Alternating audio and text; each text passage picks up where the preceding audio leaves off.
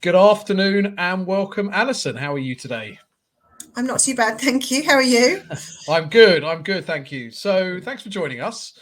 Alison, you're the Chief Marketing Officer of Easyfairs, both UK and globally, if I'm not mistaken. To start off with, for those that aren't aware of you and also Easyfairs, I'm sure they're few and far between, but still, it's always good to get my guests to introduce themselves. So if you can just sort of talk about who you are, your role and the business, please. Yep, sure, no problem. My name's Alison Church. I've been at Easyfairs for nearly 11 years now. Now the Chief Marketing Officer for our UK and global region. So we run events across Europe, sort of global portfolios from our Twickenham office. So we're primarily in the business of B2B trade shows. We have some other products as well in some sort of media space and awards and conferences and things as well as part of that, but predominantly B2B exhibitions. When you first sort of started, way back when, I won't age you too much, but let's say a few years ago, how would you summarise in general how the marketing function has changed over the years and your role? So I think if I look back to my early career, and I wouldn't say it's just because I probably didn't have as much responsibility then, but I think the marketing function then was probably a lot more simple than it is now. Marketing has sort of become very broad. I think there's a lot of disciplines that marketers need to be experts at. And I think back in the day, it was okay to be a very good tactical marketer. Nowadays, you need to master all the channels, be a master of digital, but you also need to be a king of content or a queen of content. Sure. And I think that's probably one of the hearts of a marketeer these days, has to be all in the content and the community part of what we do as a business. And if you're not doing that, you can't do all the other things as well as we now ask marketers to do.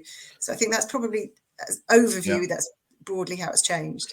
Sure, and obviously so many communication channels now. I mean, one of my first roles was at a media buying agency, so I used to buy space on behalf of clients. And at the time, this is pre-internet, so at the time it was magazine ads, newspaper ads, bit of radio, bit of TV, no digital at all. And obviously now I can imagine, my ex-colleagues and similar to what you said, have had to obviously evolve as communication platforms have grown. Would you agree with that? Completely. And I mean, if I look back on it, I remember communicating by fax when I first started. That does age me a little bit.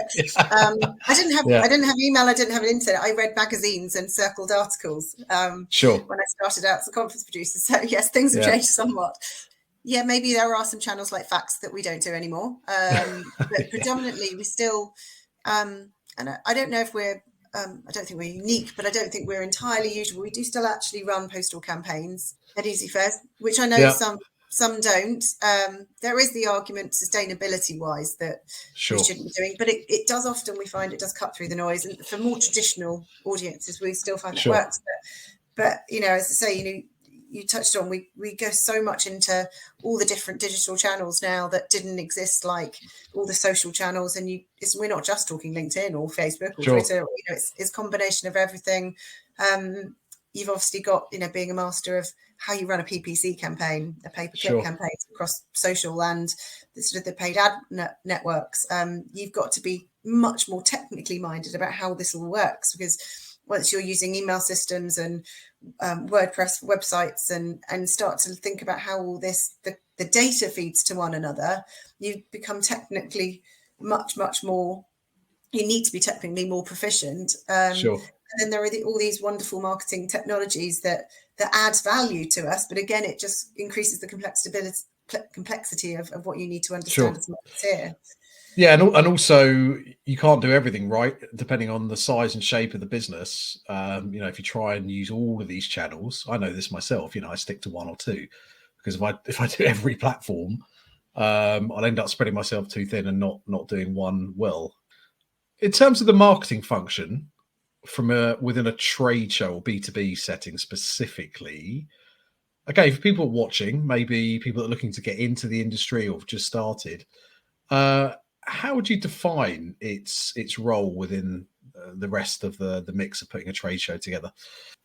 you would think in theory the core of marketing is about driving visitors to the show and driving leads to the sales team to in turn driving exhibitors. Sure. But it does go much beyond that. And I think really when I talk about content and community, you're actually almost sort of in charge of, not on your own, but very much in charge of a large portion of driving the product of what the show actually is.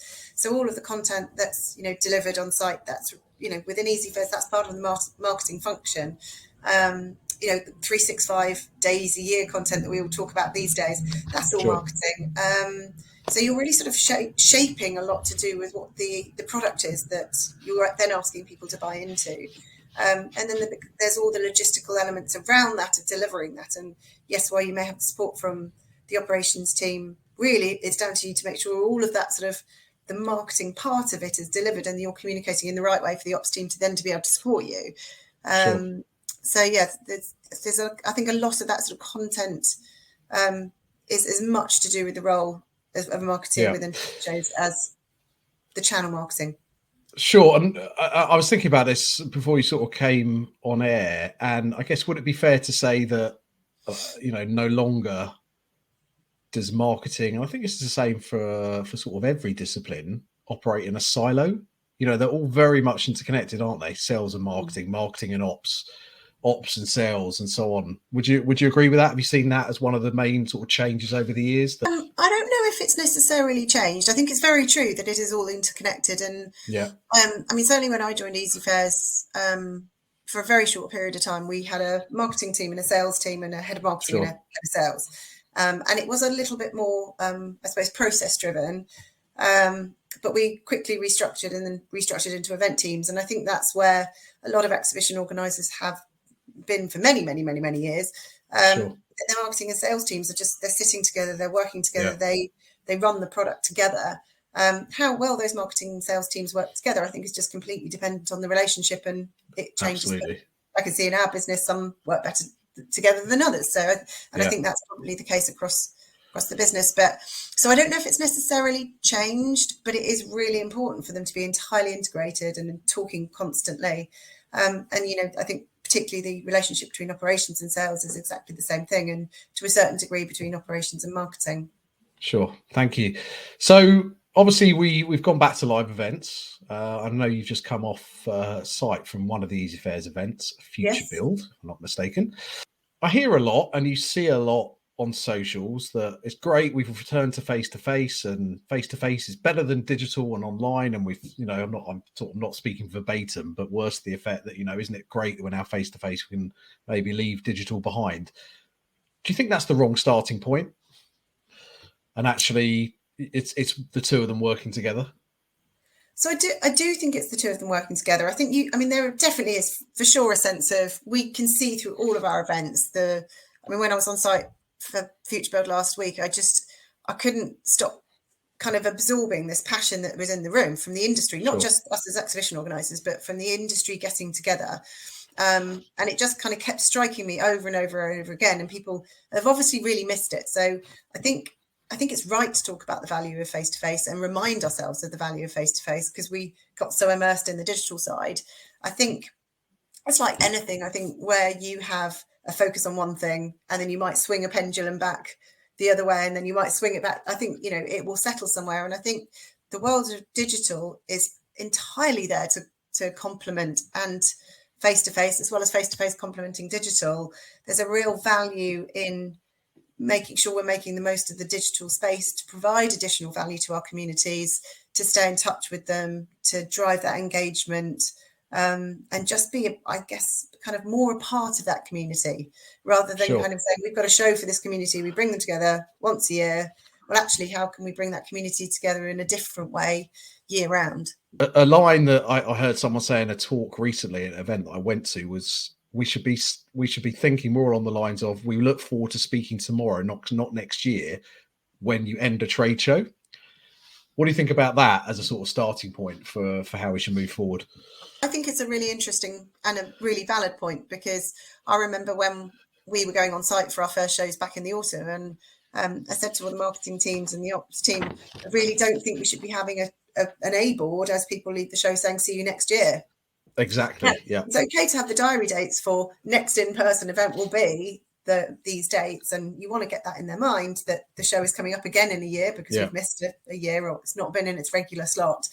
But I think it is important to say something along the lines of, don't forget to connect with us through our socials or through our newsletter or whatever it is, or, we'll be in touch, or anything, whatever is right for what you're doing with that community. I think it is important to not just say, see you next year, because we're not signing off for the year. Yeah, no, that's a really good point. And language and the way we sort of position ourselves is really important on site now, isn't it? So you've been back obviously on site and you speak to your customers all the time. Do you think sort of in the post-COVID world that we need a great understanding of what audiences want? And I sort of define audiences both as visitors and exhibitors, and I guess within that sponsors. So are you sort of seeing a change in their needs from maybe pre-COVID? I think we're in a slight difficult position at the moment in that they're so enthusiastic about face-to-face. If we're talking to people who are on site at our exhibitions, whether they're a visitor or an exhibitor, they're so excited about face-to-face that it's maybe if you try and catch them there, that's not the right time to say, oh, what else might you want from us? And then they think, oh, what are you going to sell to us? But I think it's interesting to talk to your communities that aren't coming to the event and saying, okay, what would drive more value to you? What would be useful for you? I think there needs to be more discussion with the marketplace as to what would provide additional value. And then we have to weigh up whether that's a value for us to provide to them. And we talk about communities a lot, on that word sort of community, and how we can best serve the community. And that's possibly the starting point, especially if you're going to start a show or serve a community from scratch. Obviously, it's a bit of a different conversation if you've got an existing event and trying to build a community around it. I've seen a lot, and we spoke sort of off air about this, some trade show organisers implementing a sort of membership model for their community. Can you tell me a bit about that, and how do you think that's going to play out moving forwards, and if in fact that's something that Easyfairs are doing with any of their communities? Yeah, one important point I think to make is that we're not creating communities. These communities exist. It's just we are trying to provide some value to them and create an environment to bring them together as well. So we're creating an opportunity for that community to come together or to learn from one another or whatever. But yes, I think there is a value in certain situations and certain portfolios to create a membership environment. What that looks like is going to be completely different from industry to industry, and it depends what else is out there. And you've got to find that need. If there is a need to bring people together in a way that warrants a membership model in some way, shape, or form, then yes, I think there's value in looking further into it. If there isn't that need, or someone else is already doing it for that community, then perhaps there's not. But I do think there is more that, as exhibition organisers, we took digital far more seriously than we ever had done, I think, across the board, across the industry during COVID. And I don't think that should go away. And I do think that we can package that into something valuable. Sure. And if we're looking at one of your shows, you can pick one in particular or just talk more broadly, what would a typical sort of 12-month cycle look like now? So is it a series of webinars? What are the sort of drivers for that? Both obviously getting people to the event and commercial imperatives. And then, we spoke about membership model. You've come off site from Future Build, obviously you're going to be doing a lot of work about what you're going to do next year, but sort of maybe bring to life, again, someone that's maybe never been through this process. What are the sort of things you then do directly after a show and then implement going forward? So, obviously what you provide to a community just depends on the gaps in the market, how that community operates, what they would find of value, the sorts of people that they are, or the sort of work that they do, what sort of formats they would like. You've got to find all these things out from the communities that you serve.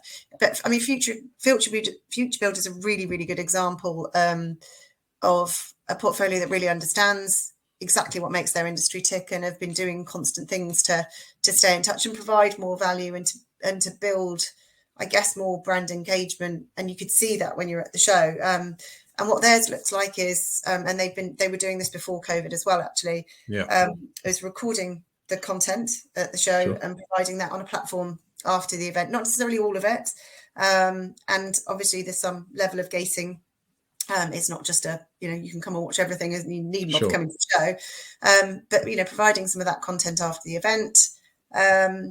We also do guest newsletters, sort of guest edited newsletters through key people in the industry, as well as our own newsletters, blogs, podcasts. We've done a number of webinar series. What that team will specifically do is focus on running a specific webinar series around a particular thing that's happening in the industry. For example, COP26 was a huge thing for obviously the building and construction industry. So they did something specifically around that, or some other regulations. And I think other portfolios have done other things, like initiatives to celebrate maybe rising stars or, up and coming students, whether that's through awards or programs, or we do a couple of portfolios, things like 30 under 30 or 40 under 40, just in the same way as Exhibition News does. So it's really sort of all year engagement. As you said, lots of shows organisers were doing it beforehand. So maybe they've got better attuned to it, and some of the, the tech that's available, they've sort of utilising more than maybe previously. A lot of what we're talking about is publishing of content, right? Do you think that trade show organisers are morphing more into publishers now? It's a question I've asked myself for a really long time, is whether we should become or shouldn't become publishers, because ultimately the more kind of written content, or I suppose, not just written content, but that's what immediately springs to mind, that you do, you start to compete with your media partners. So that's always a danger. But then other certain shows have always had publications as part of that portfolio. Some have been born off the back of a magazine, and some of the magazines have been born off the back of the show. We've got examples of that, and I know many other events companies do. So I think if you've already got that product and it's really valuable in the market, then you're already there. Do you want to go down that road? If you're not, it really depends on what's the strength of your show, what's the strength in your market. Is there a gap in the market for a strong publication? In which case, why not go there? If you start to compete with a media partner you really heavily rely on, then I would look for something else in a different space to provide value. Sure. Yeah, makes sense. I mean, ultimately, the thing that hangs it all together, whether it's a publisher, trade show organizer, as we've just discussed, is serving that community in the best way possible. Just moving on to technology and data, just starting with data. Lots of talk over the last couple of years, because lots of people are doing webinars, getting lots of data from different virtual event tech platforms, streamline and normalization of data. And from a marketing point of view, data is really central, right? Making sure that it's up to date, it's current, it's all GDPR compliant. We've seen lots of changes in that respect. Your view of the use of data for a trade show organizer, what sort of things do you look at, and how has that changed over the years? What are you going to be doing going forward? So yes, data is entirely critical to everything we do, and we all know that we get more out of our data than we do out of data we get or have access to through media partners or whatever. But I mean, we've always struggled, I think, with building cold data and really turning it into something valuable. We don't get a huge amount of engagement from data we just build, and I think this is where the more valuable activity that you do throughout the year that will then attract that data, that new data, or the people that you're actually trying to attract, that helps to build data, and that's to engage data. And I've certainly seen all of the data that we have got as new data since running more webinars or digital events or whatever it is, or running a publication or whatever. That data is far more engaged with us and is coming to the show than ever through building cold data or association data or anything like that. So I think that just points to the value of doing this sort of thing year round. Even if you don't see the commercial return, you will see the return from attracting an audience. Sure. In terms of event technology, just moving on to tech, obviously, again, over the last 18 months, we've become more au fait with using all these tech platforms, and also apps, which are now obviously more available within the live event environment. What's your view on the use of tech within the trade show industry, and how you and your teams use tech? Yes, so my view on tech hasn't really changed over the years. I think technology needs to be there to provide an end to your goal, or a means to deliver your goal. Event technology isn't there as a thing in its own right. So if you've got a need for your event or for your community or whatever it is, and the technology can serve that in a much either more cost effective or more efficient way, then that's where the role of tech comes in.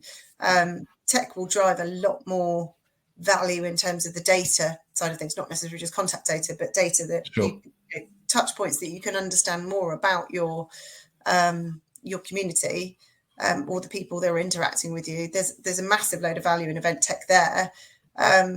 But also it's got to be worth that investment in the first place, because this infinite tech that you can have, and it starts to stack up and be really expensive. So you've got to look at, well, what am I trying to achieve, and what technology is there then to help me achieve it, rather than going, well, it's a great piece of tech, what can I do with it? Just finally, moving on to sort of talent and the makeup of, I guess, the marketing team within a trade show organization. Have you found that the types of people that you're recruiting, and also your internal staff upskilling, has that changed? Are you looking for different people with different skills? How are you upskilling your current team? Just talk about that. So it's a really interesting one at the moment, because I think every exhibition organizer is finding exactly the same thing. That there's a real lack of people out there right now, with what we would always look for in terms of skill set, which is if I look for an exhibition marketeer, I'm generally looking for someone with some exhibition marketing background. I guess we are much more flexible in our open-minded in where we're finding people from now, but it's still that challenge of going, will they understand how to construct an exhibition marketing campaign, or will they have the sort of skill set that we traditionally value? But the one thing that I would say across the board that we are trying to bring into our recruitment sort of, I guess, mindset is, how digital is this person? Like, how digitally minded is this person? If people are going to be the sort of people who, are really kind of excited about social, or really understand kind of what Google's about and how all the different ad products and those sorts of things work, as a marketeer, you're going to really struggle, because it becomes quite overwhelming, and you've got to have that sort of digitally savvy mind to sort of start to get your head around it. Sure. I mean, it's interesting what you say, that ideally you're looking for someone with some experience in exhibitions. I guess on the flip side, as we just discussed, it's about serving a community. So possibly, as long as they've got some relevant experience in how to serve a community, maybe online from a publishing background, that might also be suitable. Yeah, I think sort of you tend to start looking, you sort of look at the event sector, the exhibition sector, but then you start to look at kind of like its nearest cousins, which are very much media, associations, membership organisations. That they're sort of, I would say, the next step, sort of nearest cousins. But we do also then look at people from industry. So, i.e., if we're running a show in the packaging market, well, are there people from the packaging market who would come and bring that knowledge of the packaging market to us, but then can demonstrate that skill set of understanding how to run a very data-driven and tech-driven campaign. Sure. And how do you think we can attract more marketing professionals to the trade show industry? So let's say there's someone sitting here listening or watching this that's about to finish a university degree in marketing, and are thinking what industry to go into. What would be your promotional pitch, and how do you think we can attract better candidates to the industry? I think that there are almost two different questions in there. My pitch would be very much like, if you want to see, marketing is both an art and a science, and if you want to be involved and really hands-on with both elements of those, then exhibitions is 100% the place you should be, because it's data-driven, it's science-driven, but you have to have that creative flair. You have to have that passion for community. You have to have that content side of things, to really kind of then bring it all to life. I also think that if you join the events industry, you're creating a product. As I said earlier, that's what marketeers do. You're not just given a product and say, right, go away and think of a USP for it and nice marketing campaign and deliver it. You are actually going, how do I actually shape this product? And I don't think you get that opportunity in the same way in other industries. So I think it's a really exciting place to be. Plus, we're a really fun bunch. And do you think qualifications generally are important? So ongoing, qualifications or university degrees or just upskilling in different areas? Or is it sort of on the job learning? Generally, no, I think. Yeah. I think it really is passion for learning. So if someone's gone off and done, a whole load of sort of Google courses or digital, masters in digital or something like that, then great. That's brilliant. Sure. If they haven't done a university degree, but then they've got a whole load of work experience, then also brilliant. I don't think so, but I think coming back to your question about how do we make the event sector more attractive to people, I don't think we cracked that, and we certainly are really struggling with that right now. And I don't have all the answers for sure, because if I did, I wouldn't be struggling to fill so many roles. Yeah, but that's an interesting. It's an interesting conundrum, because it's not just the marketing discipline; it's sales. It's other parts of the mix as well that are struggling. So I think we have to get out into the colleges, into the universities. I know not everyone's studying these disciplines, but that's a starting point. I think we need to be going out there, making sure people like yourself and other industry peers are talking to the next cohort of marketeers and sales professionals, I guess, and people generally that I left university with a history degree. Didn't know, well, there you go. So I didn't know. I don't know about you. I didn't know what I wanted to do, but if someone had sat in front of me, I said, "Oh, trade shows, that's an option, and these are the benefits, and this is the sort of career you could have." I think that's what we need to do a bit more of. And that's the thing. I don't think it's something that people really think about. Sure. And I don't think we've cracked how we promote it as an industry. I do remember I used to work for Venture Marketing Group, and I used to work on the graduate recruitment show, and I ran we had a speaker drop out at the last minute. So I just quickly stepped in and did here's a career in events presentation. Sure. And it was really popular, and everyone went, "Oh my God, that's really cool. I hadn't thought about that." Yeah. And it was one of the most popular seminars. Yeah. But just because people hadn't thought about it, and they suddenly went, "That sounds really cool." Yeah.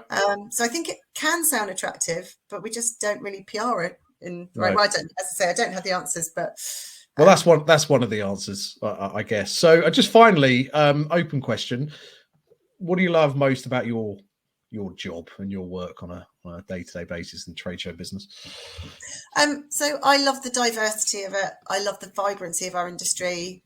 I love the dynamism and the ambition, particularly Easyfairs. It's why I've been there for such a long time. It's just a place where you can have ideas and grow, and sometimes you're right and sometimes you're wrong. But I think it's somewhere that there's always somewhere to go, because we never settle. And I think that's probably true of many companies in the exhibition sector, which is what makes it so exciting. Sure. But yeah. Excellent. Thank you. So Alison Church, Chief Marketing Officer of Easyfairs, thank you so much for your time today. You're welcome. Thanks very much for having me.